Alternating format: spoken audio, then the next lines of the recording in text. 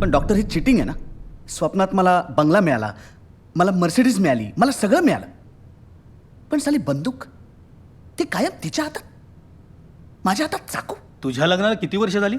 4. मी गेल्या 20 वर्षांपासून बंदूक शोधतोय. लग्नानंतर बंदूक नेहमी बायकोच्या हातातच असते. आणि नवऱ्याच्या हातात चाकू, नाहीतर त्याच्या खंडीवर चुका. चिल राहुल, हे बघ, मला अजूनही वाटतं की तुमचं एकमेकांवर खूप प्रेम आहे. अजिबात नाही. नवरा म्हणून अगदीच कुचकामी येतो. बायकोने एक अपेक्षा म्हणून ठेवायची नाही. कुठल्या अपेक्षा ठेवतेस तू? हेच सतत माझ्या मनातलं ओळख, मला सरप्राईज दे. एकदा तिला झोप येत नव्हती तेव्हा मी अंगाई गावी अशी तिची अपेक्षा होती. आता सोसायटीवाल्यांनी माझ्यावरती हॅरॅसमेंटची केस केली असती तर. आयुष्यात प्रत्येक रिलेशनशिप कडून फेल्युअरच आलंय माझ्या वाटेला. माझ्या आई वडिलांनी सुद्धा मला कधीच समजून घेतलं नाही. वयाच्या 21व्या वर्षी घर सोडलं होतं मी.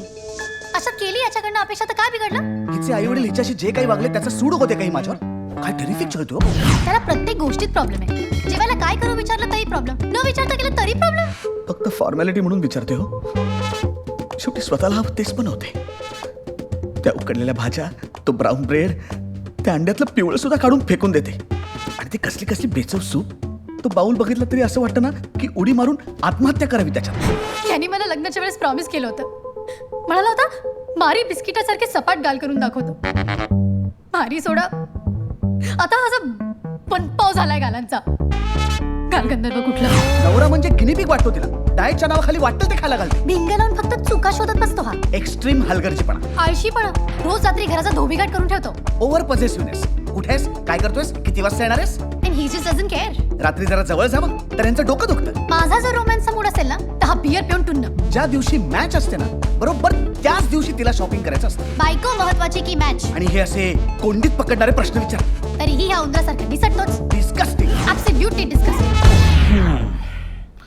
उघाच टोकाला जात आहे. मोबाईल हँग झाला तर एकदा रिस्टार्ट करून बघता की नाही? तसं नातं हँग झालं तर एकदा रिस्टार्ट करून बघावं माणसानं.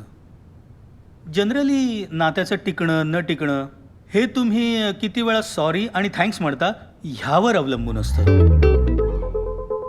त्यामुळे एकदा थँक्स म्हणून. थँक्स म्हणायचं तिला. ओके, मग किमान सॉरी तरी. कशाबद्दल?